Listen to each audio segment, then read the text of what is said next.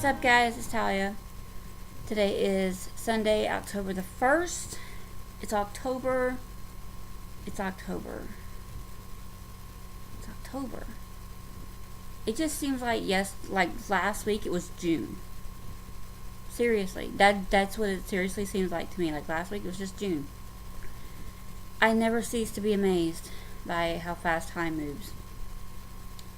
So now that it's October, I guess I can start getting used to the idea that it might start getting colder. This is Georgia, so it's not going to get super cold. I really hate cold weather. But I don't have a lot to show. I can't guarantee how long it's going to be. This is already the second time that I've had to start recording this video because things, and I was hoping the cats would be okay. Like they were last week, but they decided that in the middle of my video would be a good time to play WrestleMania, like reenacting World War II or something. Don't worry, he's in the bedroom. So, like I said, don't have a lot to show. Got some new whips to show that you've never seen before. You're gonna have to hold off right now. He wants to get up here. And got some goodies to show. I'm gonna go ahead and show my goodies because one of the whips is on them and I don't want the rest to be a surprise. So let me just go ahead and show that. I dyed fabric last weekend. Well, I've been dyeing fabric through the whole week. No, you can't come up here right now. Go.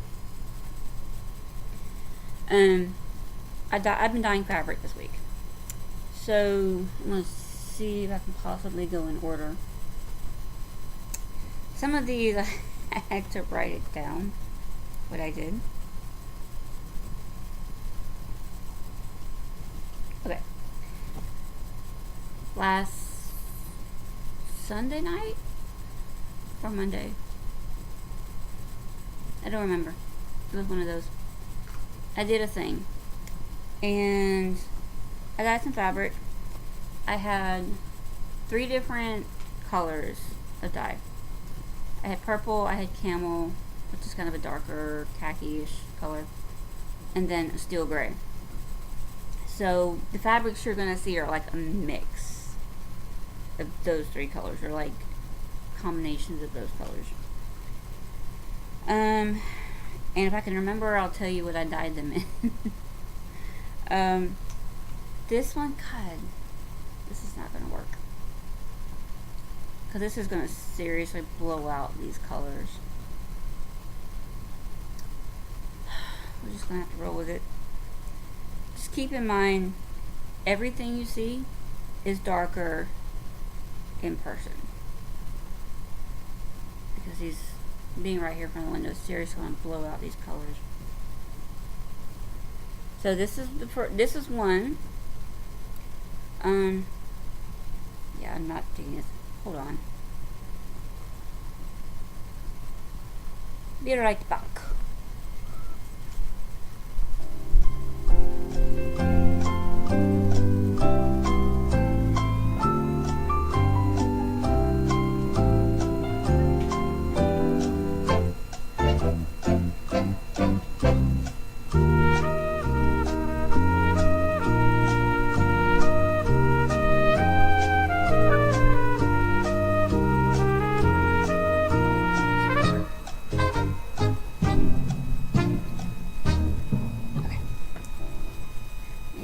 Help, maybe cut some of that light off coming from the kitchen. I had opened the blind earlier this morning thinking that it was going to help my videoing. See if this helps any. I could hold it back here, it's a little bit better. This is obviously has some purple in it, and this is also has some of the steel gray. I love this color. I'll probably never be able to recreate it. This is actually, I'm trying to remember what this is from. This was a small piece I had left over. Looks to be the 32 count. Or 28 count. I had to write this stuff down. Was it? My notes say this was the 28 count. Yeah, it's kind of had a false cut. So my notes say this is a 28 count MCG even weave. And this was a cut-off piece from my Winchester with the fabric for it. So this was the purple, and I kind of spooned in some of the steel gray. I love the coloring. I really do. I mean, I really do. I love the coloring. But I'll probably never be able to recreate it on an actual decent sized piece. And this was actually, it was dyed in like a circular food storage container. The next piece, this is the one, this is a 22 count. This one I love. It's just, I'm not sure how much stuff I'm going to be able to do on a 22 count unless I do it over 2, which means I would have to do like 4 strands and make it an 11 count. This one is just steel gray. See, I love this piece.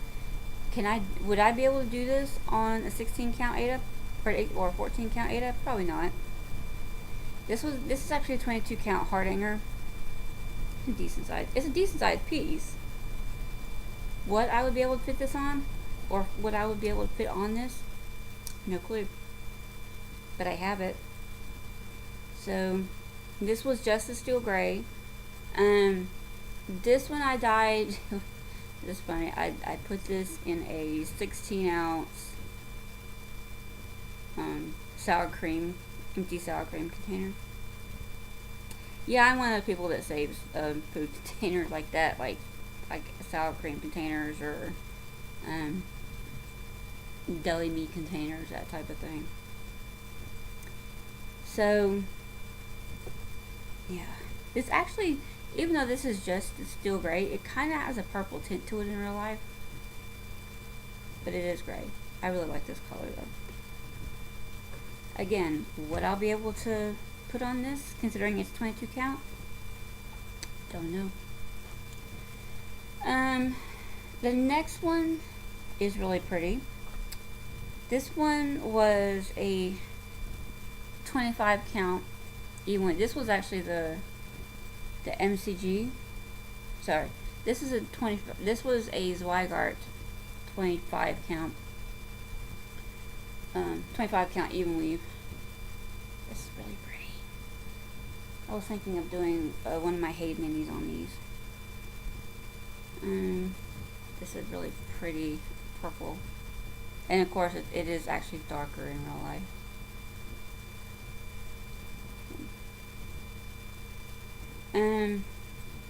This one I dyed in a very large bowl, plastic bowl that I got from the dollar store. I really wish I could shut that window off just for the time being, but I can't because some kitty tore out my blinds. There's that one. Like I said, that was the 25 count even weave. And then we move on to this one. This one was, I'm not going to say it's a hot mess. It's a little darker than I like. Because keep in mind, this stuff is darker in real life than it is on camera. This was just the camel. This one is just the camel. Yeah, probably could open it up. Little dark for my taste. I mean, a little dark for anything that I can think of right now, unless I do my Mirabilia Blooming Bride on it in the future. because it should be big enough. But this is the MCG. God, why do I keep saying MCG? This one is not the MCG. This one is the Zweigart 28 count linen. Because you can see that it has a different texture than the purple one that I showed you. That one was an even weave. This one is the linen. So this possibly could be okay for Blooming Bride. That's a decision I'll have to come to later. And then there were a couple more. I'm just like, I've become addicted to dyeing my fabric, y'all. This one I really like. It's not gonna come through in the right colors. I can tell you that right now. But I'm gonna attempt to show it. It is, I've been playing around a lot, especially these last couple of things that I dyed. I've been playing around a lot with concentration of the dye to water. And then, God, I don't think I've mentioned it yet, but I've been doing the low immersion technique. Go back. And so I've been kind of playing around with the concentration of dye to water. And this one, God, this one's actually showing up good, believe it or not. This one is the steel gray mixed with, you're gonna have to go right now. Stubborn. This one is the steel gray with, spoonful splotches of a light concentration of the camel color, and obviously the gray is very lightly concentrated too. So it's just a bare gray, and this one is actually showing up. I think what it is the darker colors aren't really showing up great, but the lighter colors are showing up good. And this is actually a 14 count Ada. This one I could have done this one piece on that I started this week, but I wasn't sure about those kind of tan colors that's in here.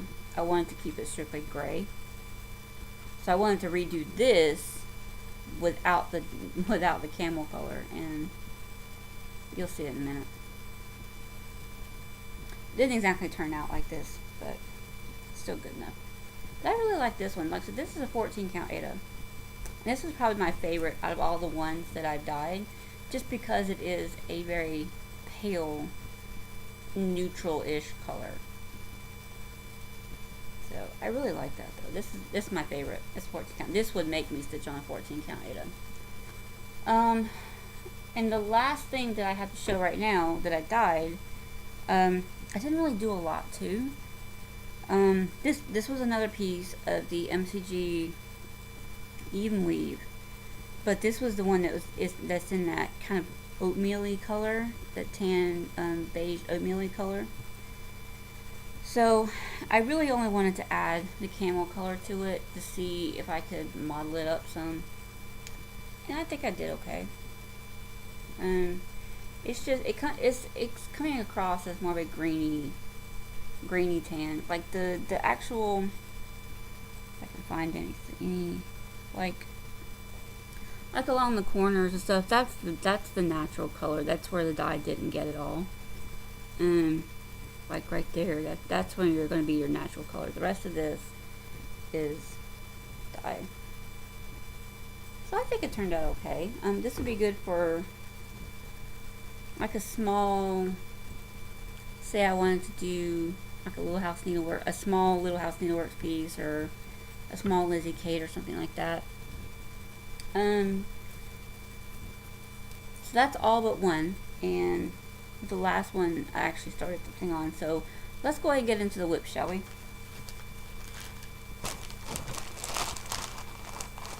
Don't worry, I have a couple of store-bought goodies to show y'all later. The first thing I started was last Sunday was not a great day at work, and I had already been kind of itching to start something for several weeks now. Problem is, I didn't have like a fabric kit kitted up to go with it. And I had said I had kind of earmarked it at the beginning of the year as to start it as one of my year starts piece for one of the months recently. I think it was supposed to be for August, if I'm not mistaken.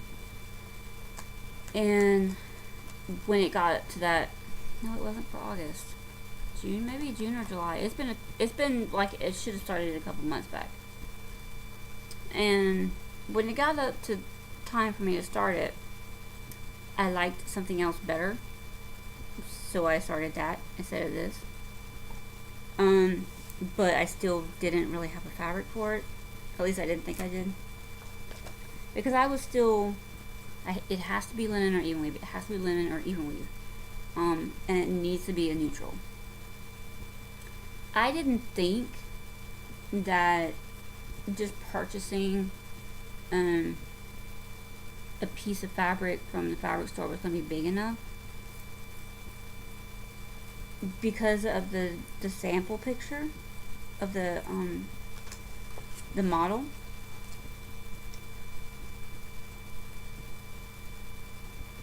And you're going to see why. It's in this book, 101 Best Loved Designs from Cross Stitching Country Crafts. It's an excellent book to have, you guys. There's lots of like gorgeous patterns in here. There's even a couple of heart hangers. This is the Dutch sampler. And the thing about the Cross Stitching Country Crafts magazine is, especially the patterns that are in this book, a lot of them were actually designed by people that worked for that magazine. So you're not going to find any specific designer's name on it. So that's the Dutch sampler. These right here, these are letters done all in Nigerian eyelets. Not the ones above it, but it's like this bottom row of letters. Thank God it's not an entire alphabet. It's only like 12 letters. 1, 2, 3, 4, 5, 6, 7, 8. 12 letters. So half of an alphabet. So I started this Sunday because when I was at work Sunday, I was like, I just kept thinking about it. And I was like, when I get home, I'm going to find a piece of fabric. I'm going to find something to stitch this thing on, and I'm going to start it. So I got home, and all common sense went out the window as far as the Algerian eyelets go. And I was just trying to find something neutral that I could do this on. So this was the only thing I could find. This is I think it's called Heritage, and I know it's by Fabrics by LJ. It's actually an 18 count, believe it or not. This is what I've done this week. All of this is what I've done this week. And I even started on a couple of those Algerian eyelet letters.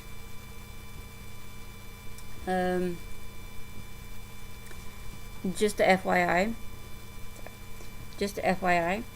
in this pattern, there are something like 217 or 218 Algerian eyelets.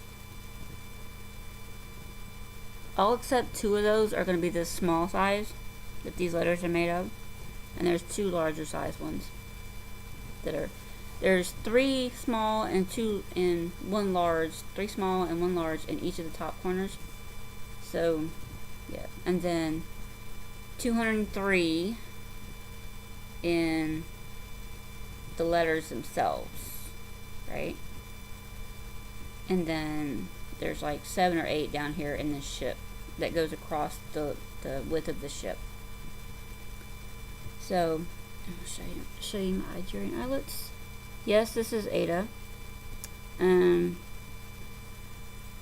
somebody asked me, I was like, oh, you're doing that on Ada? I didn't think you could do Algerian eyelets on Ada. You can. It's not going to look optimal. You just have to split the threads, that's all. So that's what Algerian eyelet does.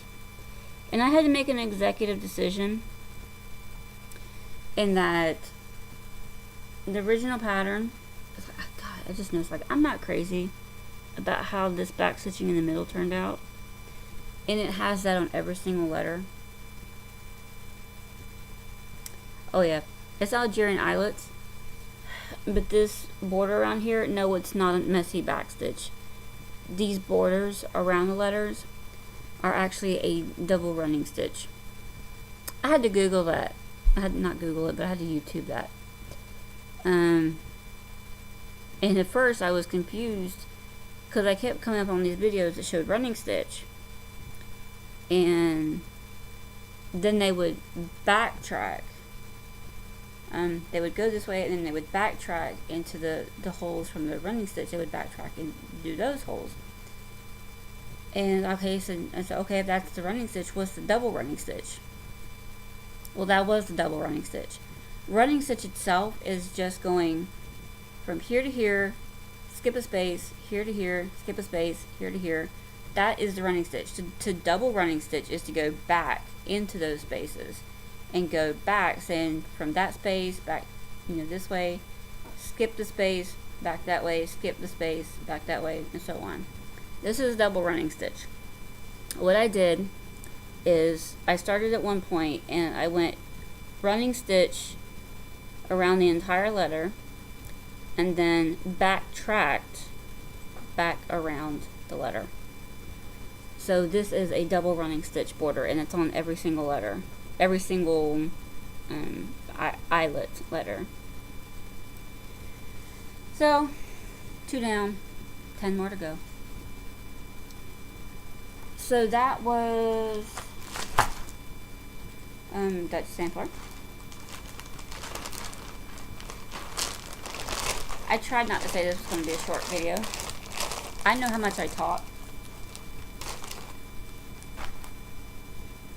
The next thing I started, I really wasn't having a great day Thursday, and so I really wanted to start something. And I came home and, like, in my mind, I wanted to buy something, because that's the quickest way to satisfy my bad mood, is to buy something, to buy a pattern or something. Well, my bank account was like, sorry, not happening. So I said, well, let me go, maybe starting something will work. I can start something. Because again, it'll be something new. So I get home, and I'm looking through my patterns, I'm flipping through leaflets, I'm looking through my magazines. This is the reason why I hold on to my paper copies of my magazines. And nothing is really catching my eye. Nothing is really just grabbing my fancy. And so I start looking through my digital patterns on my computer. Still nothing is really grabbing me. And I keep, kind of in the back of my mind, I keep going back to this one pattern that I've had it for the better part of a year and a half, that I bought a while back. I actually bought it at the same time that I bought my Fast and the Furious from Clouds Factory. It's a Clouds Factory design. But the only reason I haven't yet started it is because I just never found the right fabric for it. Because with the movie being in all black and white, the characters are all in blacks and grays and like maybe like white t-shirts, like white here and there. So you can't just do it on any old fabric. And I wanted to stick to doing it on a gray, but you have to find the right gray or the colors will get lost. So I had originally tried to start it on this 18 count. You're gonna have to wait. You're gonna have to wait. So I originally had started it on a spare piece of 18 count that was left over from where I started my Clouds Factory, my giant Clouds Factory, not Clouds Factory, from where I had started my giant soda stitch pattern. That, no, it's too small. So I had a couple extra pieces of fabric. That 14 count that I did there was one of them. I thought, well, let me try that. But that one actually didn't, it turned out beautifully. Don't get me wrong, but it just didn't turn out right. No, go. He is so freaking stubborn. But it just didn't turn out right. So I said, well, there's another smaller piece, and it should be the right size actually for the pattern. So I said, let me try to see if I can recreate that one other piece, that other was it 22 count piece? No, the other even weave piece that I did, because that one,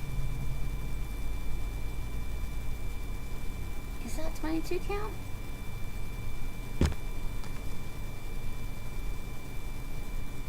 Yeah, that one. Yeah, that was the 22 count. Sorry, my mind. I wanted to try to recreate that. I loved that color, but I couldn't use that count of fabric for this other Clouds Factory piece. I didn't exactly recreate it, but I had this other spare piece, and I thought it was a 14 count. But after stitching on it, I think it may possibly be a 16 count, and if it's 16 count, it's a cutoff from, it's the other half of the piece that I'm doing my Dale Earnhardt Jr. one on, because this is the same size of that piece that I'm doing the Dale Earnhardt Jr. on. So, this was the other fabric. This was a little bit dark, was a lot darker than the other, but it still will work, I think. And this was my start on it. A little gray mouse. He's still trying to get, I had to separate them because they started fighting, and Sam is still trying to get to Dean that's in the bedroom, like under the door. He keeps doing that. But that's my small start. And let me show you what it's going to look like. I can blow this up. Let me try to blow. I can't blow it up too much. And I've already turned my brightness down because I knew I was going to have to show you. This is what the pattern looks like. Oh,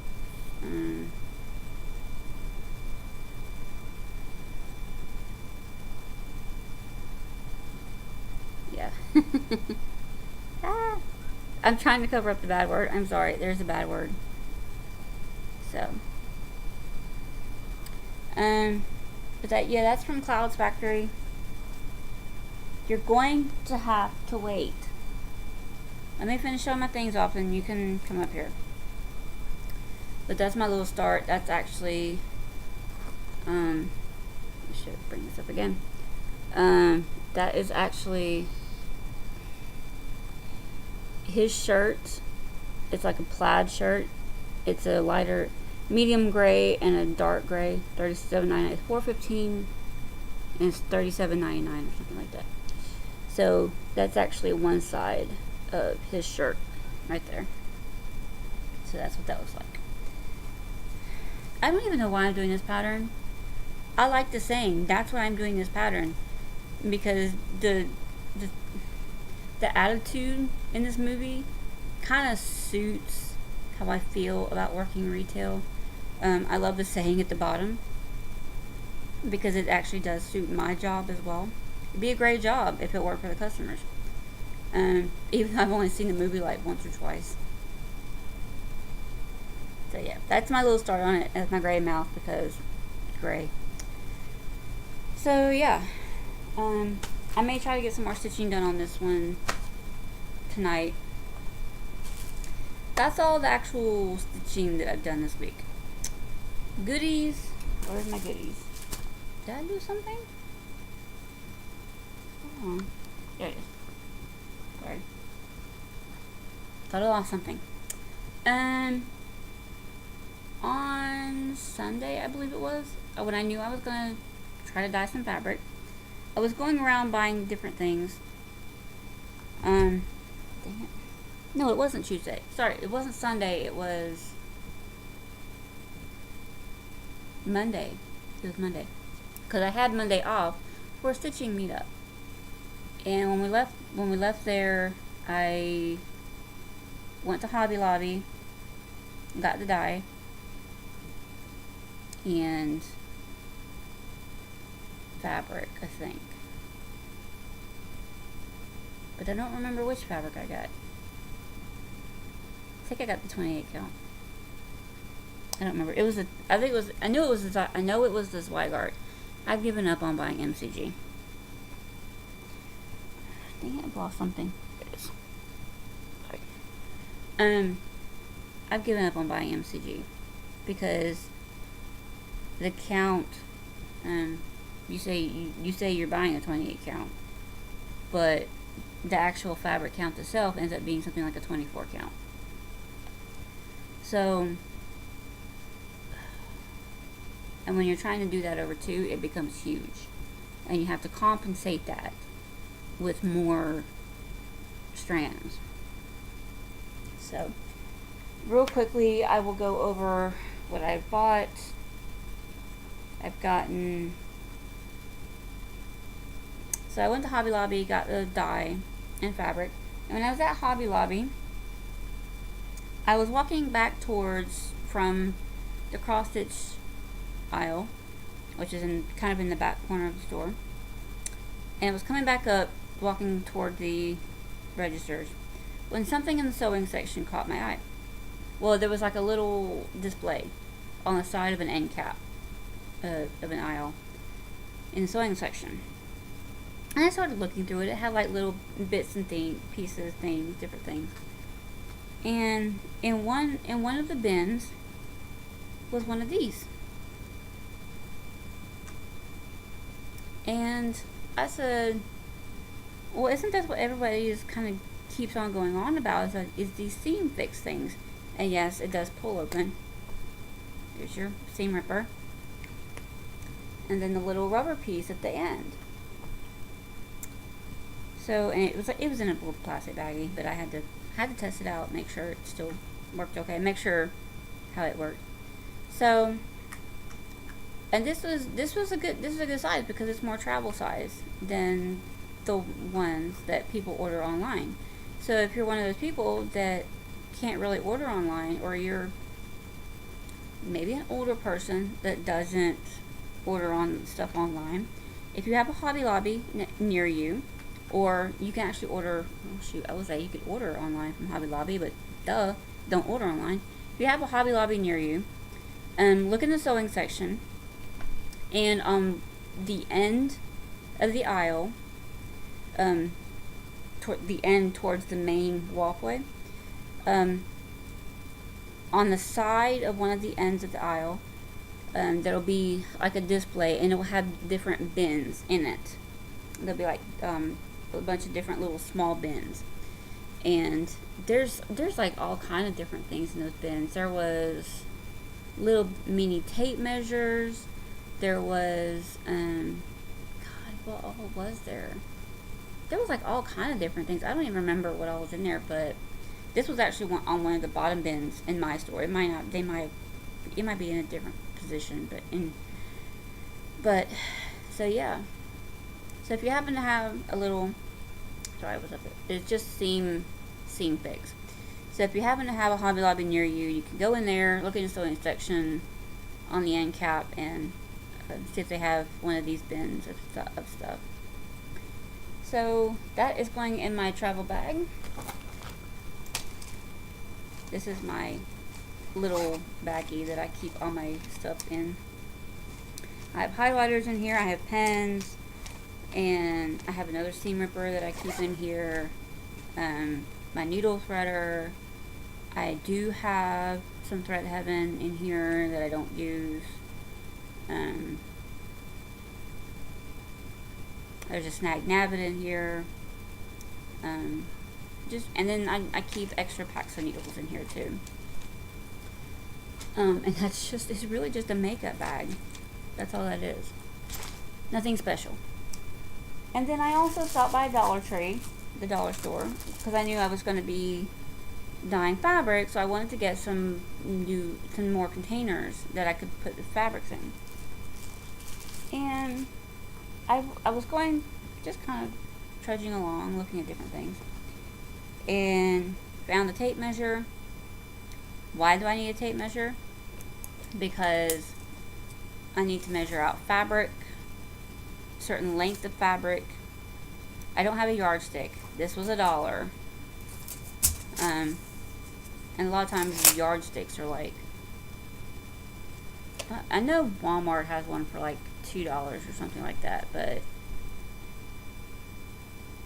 I didn't want to buy a yardstick because I don't really have anywhere to keep it.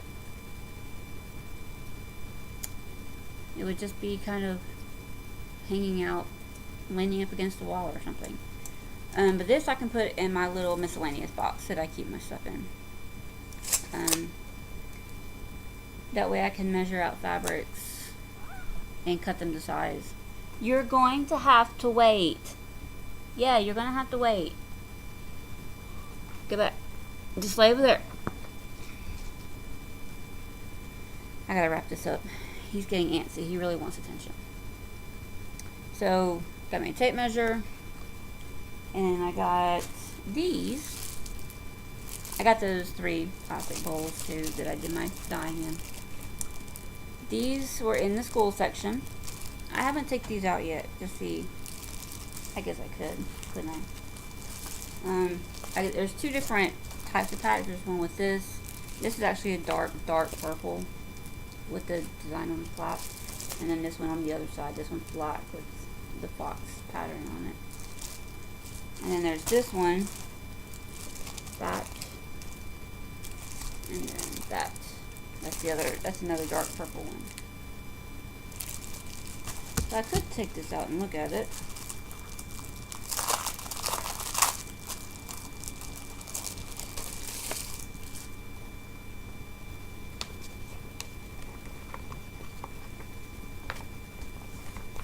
So, they look decent.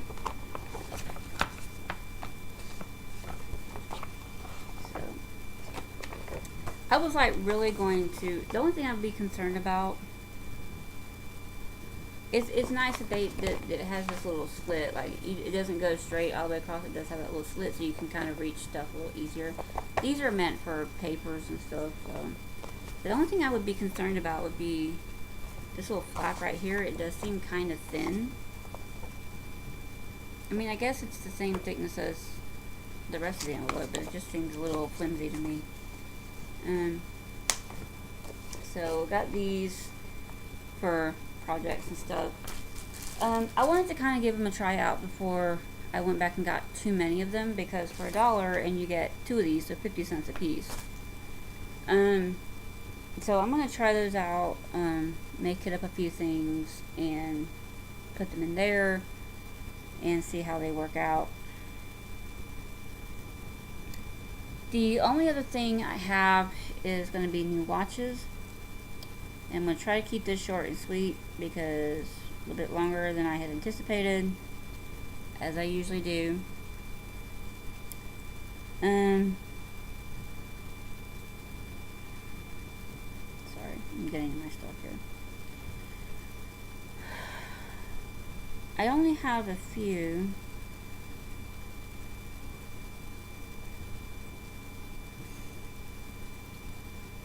I only have a couple.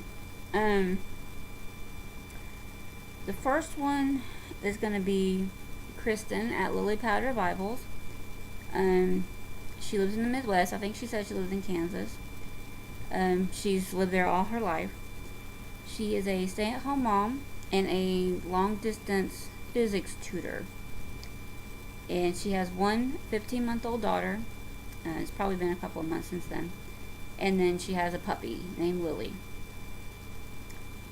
And in her first videos, she does the Know Your Needleworker tag and the original cross stitch tag. And she also does the speech tag that Tracy P started. And then she also has an eBay an Etsy store by the same name. And the name kind of comes from the LilyPadRevivals. Is reason she has eBay and Etsy stores is because she thrifts a lot of cross-stitch stuff, like patterns and such, and then she'll resell them on eBay and Etsy and stuff. Some like kits and stuff, I think she said she saves for eBay. Individual leaflets and stuff she'll put on Etsy because she doesn't like to wait around for things to get bought. But she's super cute, she's super fun, really sweet. Go check her out. And the second one is YanyStitcher, which I know a lot of people have already mentioned before. I went ahead and looked her up because there had been a mention or two about her fabric dyeing tutorial, which is kind of stuck in the middle of one of her videos. So if you won't go to her channel, and there's not going to be any mention of it in the title, you just have to just kind of watch. It was the one before the one she did in Spanish, because she does both English and Spanish Flosstube videos, because she lives in Mexico, and which is one of the things I was going to say about her. And the only thing I had written down about her other than that, I mean, she is married with kids, like older kids, and the only other thing I had written down about her was OMG Mirabilia Wall. So go check her out as well. The third one and final one is going to be one that I just watched it last night, so it's still kind of committed to memory. And her name is Renee, and her channel is sorry, my brain is on the fritz right now.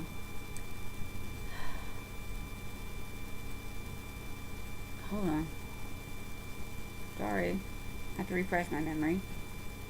My name needs a reboot. My brain needs a reboot. Sorry. I do like that YouTube has started announcing that somebody has subscribed to you. Her name is Renee, and her channel is called Nostalgic Needlework. And I've only gotten a chance to watch the first couple, but she's really only done a few. One of them is in 2 parts, but I haven't gotten around to that one yet. I just saw the video list. And she is, she tells a little bit about herself. She doesn't really do the Know Your Needleworker tag or anything like that. She just kind of tells us a little bit about herself. She is an ordained minister, and so she does appreciate a lot of patterns that have biblical themes and designs to them. She really likes Paula Vaughn stuff.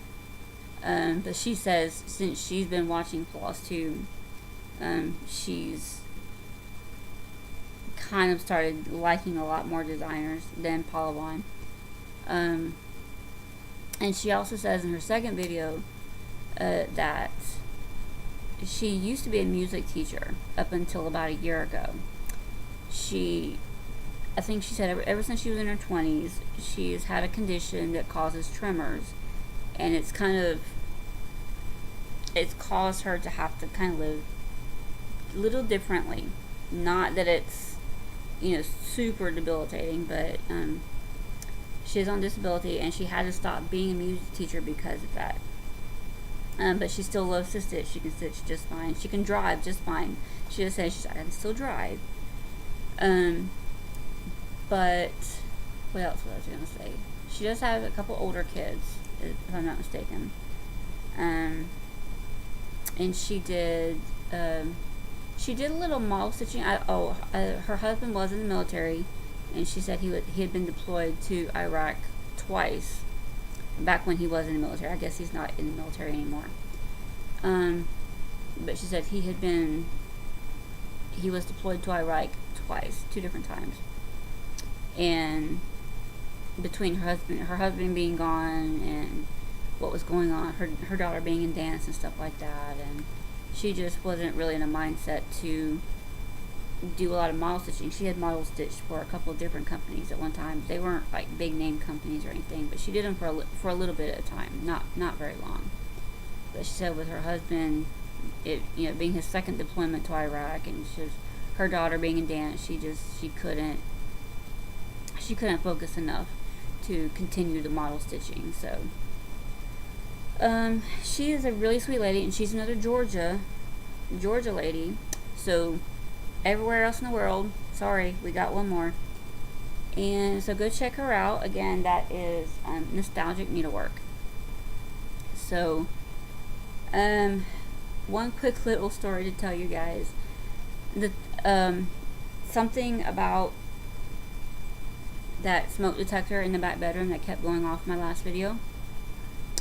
It went off a couple more times as I was getting ready for it, just randomly, like not anything, like not like regularly, but just kind of randomly. And then it went off, and I went to work, and I come home, and about an hour after I got home, it went off again. And I can't remember if it went off a second time after that. Maybe not. I don't remember. But after Sunday, has not gone off since.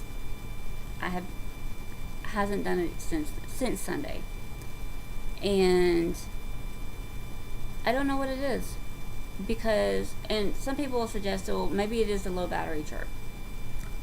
We have the same style, the same exact smoke detectors in 3 different rooms.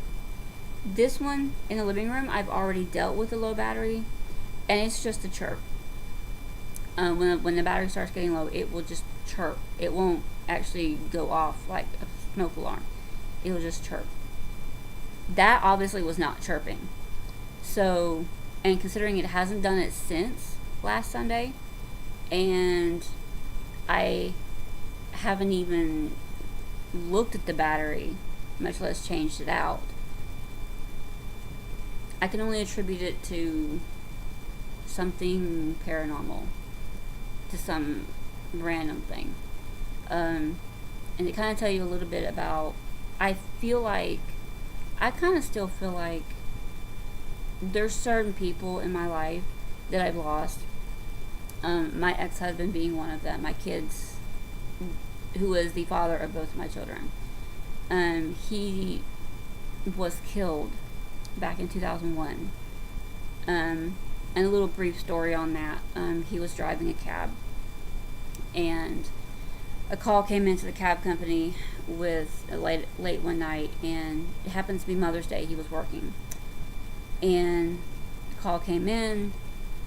A baby could be heard crying in the background, so they weren't really thinking too much about it, but it's on a cul-de-sac, and it was on the same street, the same cul-de-sac, that another driver from the same cab company actually had been shot and wounded, but not killed, probably like 6 months before.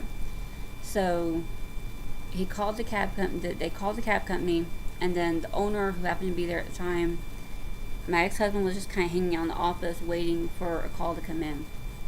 And then when it did, the owner told him, when you go into the street, turn around before you stop in front of the house. So he goes to the address, and he kind of turns around in the cul-de-sac and stops in front of the house. And I guess they come out and try to rob him. He tries to get away. They shot him, and unfortunately ended up hitting him, and he managed to drive a couple of blocks down the road, and then he died. He slumped over the wheel and died, and crashed into like somebody's yard. But all they found on him was $26. So it was like 16 teenagers total that was in on it together. And they got the guy that actually pulled the trigger. He was 17 at the time. He was actually the oldest one of the group. The other ones were like 15 and 16. And it is kind of maddening that he lost his life over $26. And but I don't want any of you guys, please don't respond to this video and say, oh, I'm so sorry to hear about your ex-husband, you know, it's such a terrible thing, you know. Please don't do that, because those of us who have lost somebody in their life, we don't want to hear people that say, oh, I'm sorry to hear that happened to you, or I'm sorry that happened. You know, just don't, because it's been 16 years, so not that I've moved past it, but it's, you know, it's not, it doesn't sting as much anymore.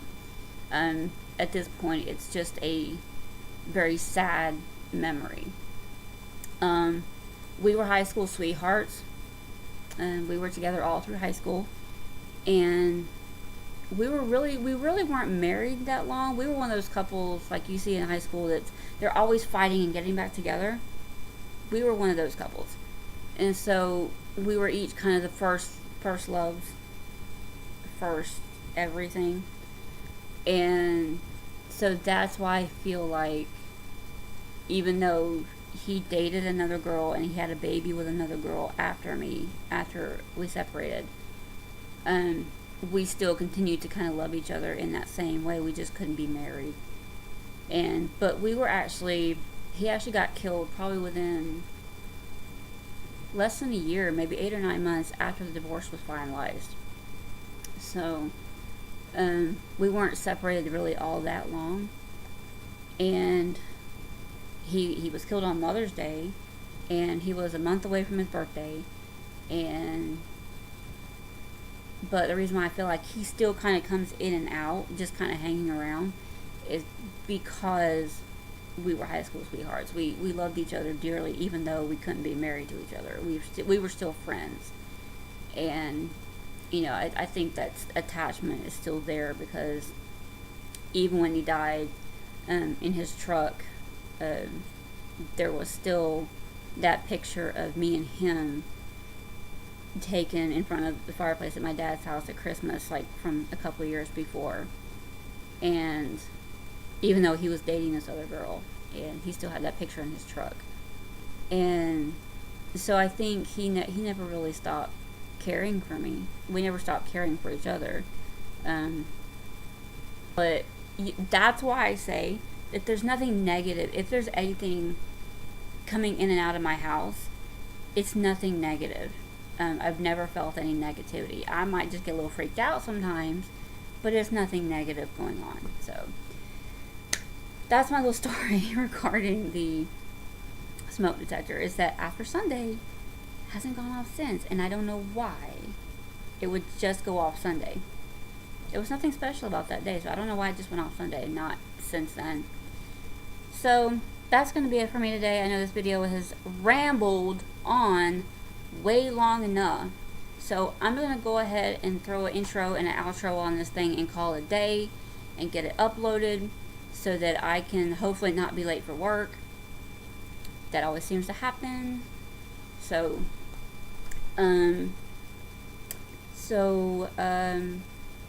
I guess that's it for me today, and I hope you guys have a great Situ week, have a blessed week, and I will see you guys soon.